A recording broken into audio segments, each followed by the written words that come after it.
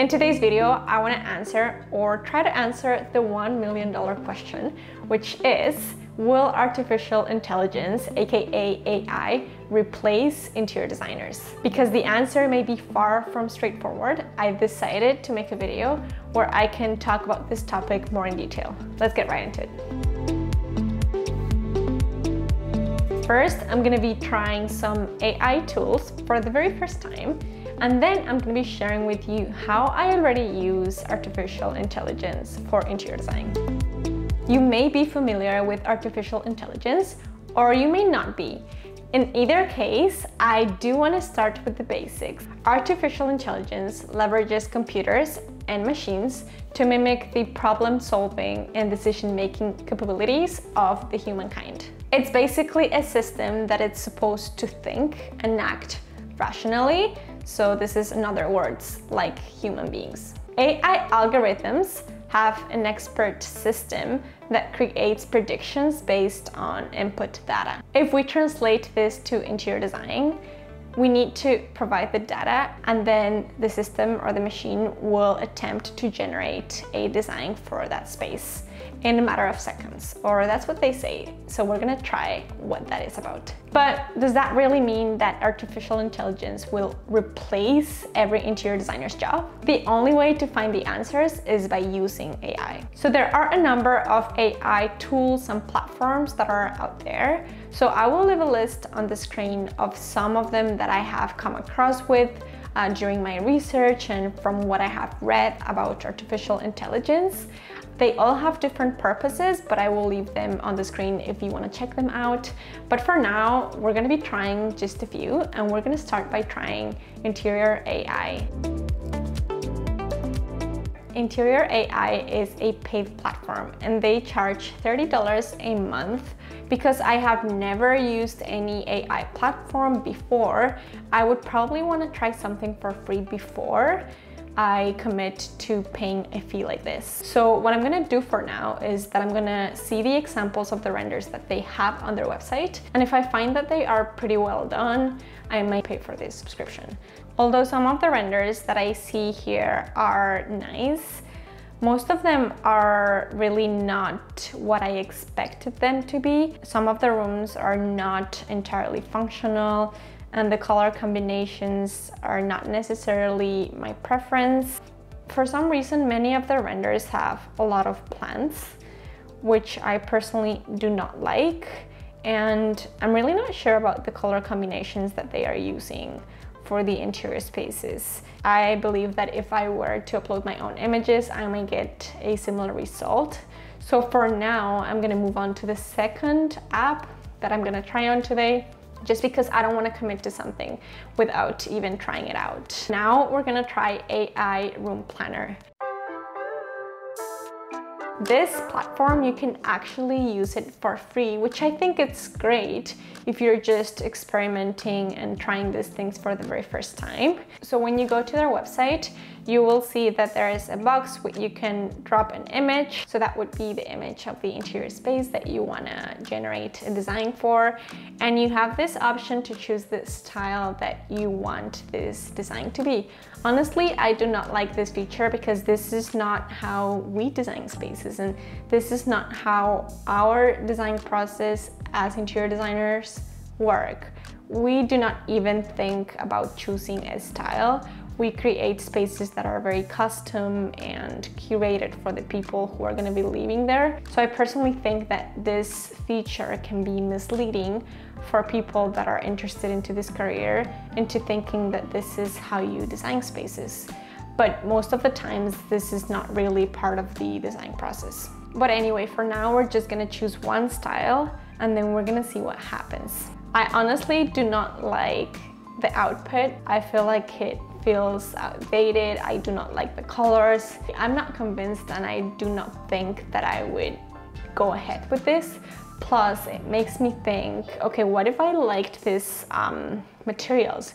Where would I even source these materials? Like, these platforms are choosing these materials, but how do I even access them? So I feel like it would make the process a bit more complicated instead of making it easier. So that's really my insight up until this point, but let's see what happens with the next one. The next app that we're gonna use is Visualize AI. So I do like the platform for this app. I do like how the website looks. I feel like it's very user-friendly. So it does motivate me to wanna use it, but we'll see what happens. This app also has a free trial, so that's great because I'm using this for the very first time. And the renders that I see here appeal to me a bit more than the other apps that we tried before, but I'm not sure. So let's just see how it goes. The results I didn't really like either. I do like the quality of the render though. It feels like a higher quality render, but in terms of the design, I'm still not convinced. I am being very skeptical because I'm not really liking the results that I'm seeing. So I don't think that I would ever show this specific results to any client. The next app is Polycam. Polycam uses AI in a slightly different way. It basically measures an entire room for you. So you just have to move your phone around the entire room and it'll record the dimensions of everything that is inside it, including the walls and the furniture and basically everything. And although I think this may be useful and it probably will save you some time than if you have to do it yourself, I do think that it does not fully replace an interior designer being on site for the following reasons. Number one, being on site is actually crucial for you to understand a project completely. There are a bunch of things that you would probably don't know if you are not physically on the site. One of the projects that I am working on right now, I do have this lobby space in an apartment building, and I did go to the site and took the measurements, and when I was talking to my clients, they said that they actually needed this space to be very connected to the exterior of the space, to the exterior architecture and to the surroundings. So for me, it was very important to actually explore the area. And if I were just to tell someone to take the measurements for me, how would I actually know what's the vibe and what's going on in the environment and in the surroundings of this site? For me, it was very important to actually physically be there on site. I'm gonna give you another example, which literally happened like 3 days ago. I had a sofa going into this apartment building, different project, and the sofa did not fit through the door.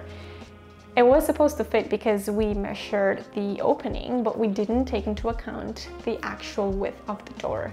So they had to take the door out and it was just a hassle. And how would you know this? This can be predicted, but it wasn't. So what I'm trying to say is that there are so many problems that are going to come up because we are designing physical spaces. We're not designing digital environments. I do think that some of these apps wouldn't probably take into consideration all these external factors that are always happening when you are actually on the job. And that is why I am still very skeptical about these tools and these platforms. Although I didn't particularly like the platforms that I have just tried, there is another way that I have actually used artificial intelligence in interior design, and I want to share you how I did it.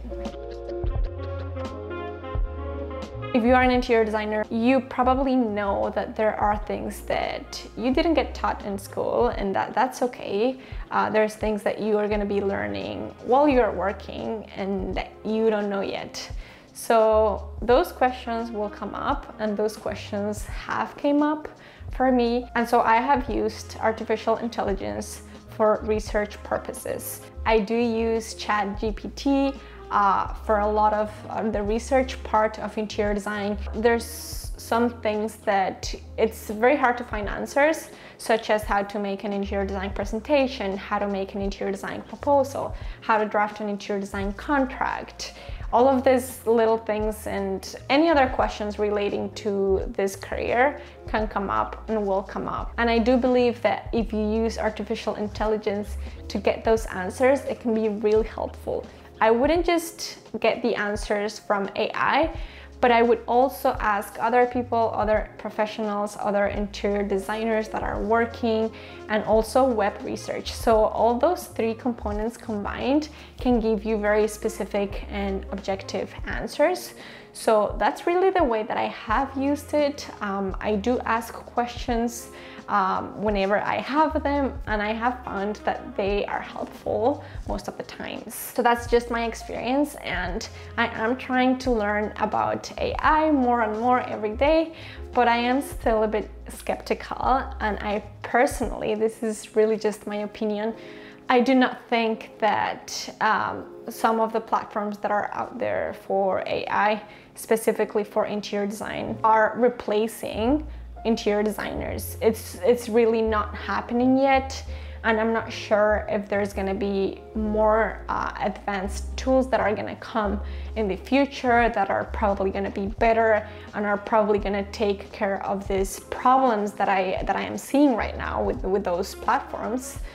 But up until now, I do not think that they're gonna take over and leave interior designers without jobs. Let me know what you think in the comments. Do you really think that AI is gonna take over? I am skeptical about it. But anyway, I did wanted to make this video to try things out because you guys have been asking about it, and I really wanted to try it out myself. I hope you liked this video. I hope you learned something. If you did, please like it and subscribe if you haven't already. I will see you guys next week. Bye bye.